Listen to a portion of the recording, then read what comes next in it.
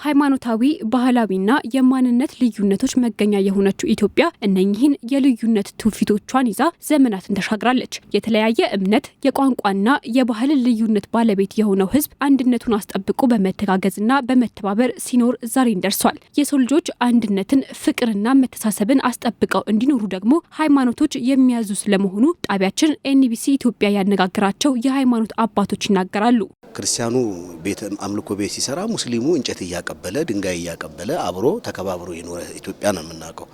ሙስሊሙ መስጊድ ሲሰራ ደግሞ ክርስቲያኑ ከጎን ቆሞ ጭቃ አብክቶ በድሮ እንግዲህ ሲሚንቶ በሌለበት ዘመን ሳይቀር ጭቃ አብክቶ ካብክቦ መስጊድ አብሮ ሰርቶ አብሮ በሬ ገዝቶ አብሮ መስጊድ መርቆ አብሮ ቤተክርስቲያን መርቆ የኖረ ህብረተሰብ ነው። እዚህ ሀገር በሚመጡበት ሰዓት ላይ የነብዩ አለይሂ ሰላቱ ወሰለም ሰሃቦቻቸው እዚህ ሀበሻ ላይ የነበሩ በወቅቱ የነበሩ ሰዎች የሌላ እምነት ተከታዮች ናቸው።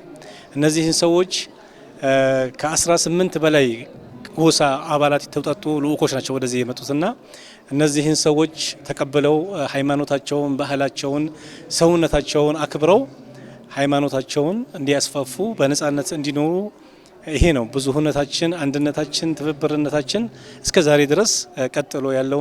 በብዙ እምነቶች ውስጥ ያለ አንድ ቃል አለ፣ ወርቃማ ህግ የሚባል አለ። ምንድነው ያ ወርቃማ ህግ? በአንተ ላይ እንዲደረግብህ ማትፈልገውን አንተ ሌላው ሰው አታርግ ይላል።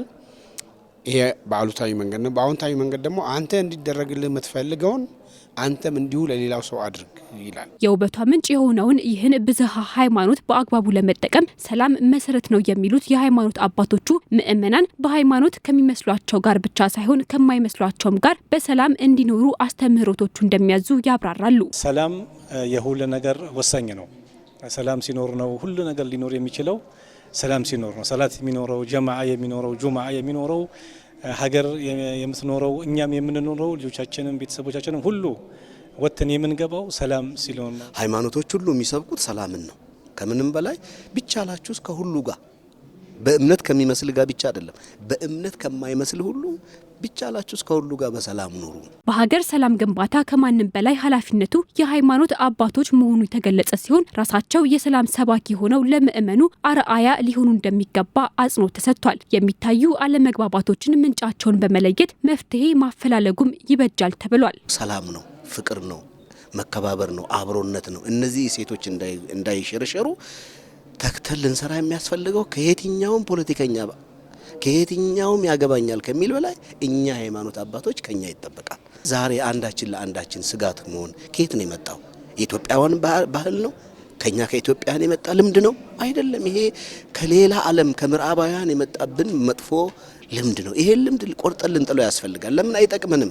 ወደ ህይወት በርም አያደርሰንም። ለእርስ በርሳችንም አንዳችን ለሌላችን እሺ የማንል አይነት እልህ ውስጥ መንገባ አይነት ሁሉን ነገር በጉልበት መውሰድም የኛ ማድረግ ምንፈልግ ከሆነ የሰላም ችግር ይፈጠራል ማለት ነው።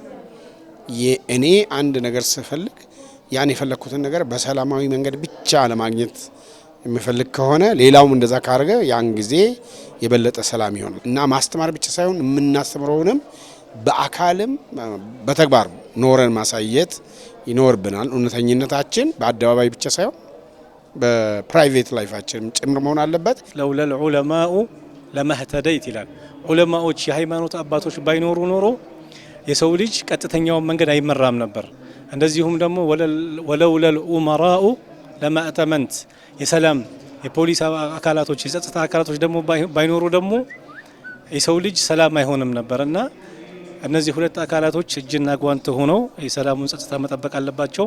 ያለንበት ተቋም ሼኾቹም፣ ቄሶቹም፣ ፓስተሮቹም ሁሉም ለሀገራችን ሰላም ለሀገራችን አንድነት ሁላችንም እጅ ለእጅ ተያይዘን እናስተምር። ባሳለፍነው ሳምንት የኢትዮጵያ የሃይማኖት ተቋማት ጉባኤ ጠቅላይ ጸሐፊ ሊቀ ትጉሃን ታጋይ ታደለ ሃይማኖትና ሰላም ላይ የሚያጠነጥን ሰላም በብዝሃ ሃይማኖት ማህበረሰብ የተሰኘ መጽሐፍ ለንባብ አብቅተዋል። ኢትዮጵያ ያሏትን ብዝሃ ሃይማኖቶች ልትጠቀምባቸው እንጂ የግጭት መነሻ ሊሆኑ እንደማይገቡ በመጽሐፉ መዳሰሱ ተነስቷል። በረከት የሆነውን ብዝሃነት ሰላማዊ ለሆነ የማህበረሰብ ግንባታ ሊውል እንደሚገባም በ13 ምዕራፎች በተከፋፈለው መጽሐፉ ተብራርቷል።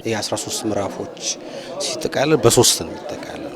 ለማጠቃለል ማለት አንዱ ሃይማኖት፣ እምነት፣ የልዩነት፣ የክፍፍል፣ የግጭት ምንጭ ሊሆን አይችልም የሚለው አንዱ ጉዳይ ነው።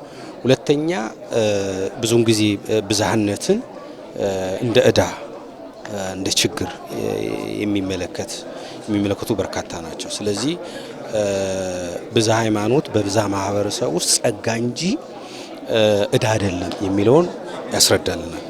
ሶስተኛ ደግሞ ሰላማዊ ማህበረሰብን ሰላማዊ ትውልድን ለመፍጠር እምነት ቁልፍ ነው፣ ወሳኝ ሚና ይጫወታል የሚለው ሶስቱ ነጥቦች ነው የሚለው። የሰላምና መከባበር እሴት ላይ የተኮረው መጽሐፉ በአማርኛና አፋን ኦሮሞ ቋንቋዎች ታትሞ ለንባብ የበቃ ሲሆን በቀጣይ በተለያዩ ቋንቋዎች ተተርጉሞ ወደ ገበያው እንደሚገባ ተነግሯል።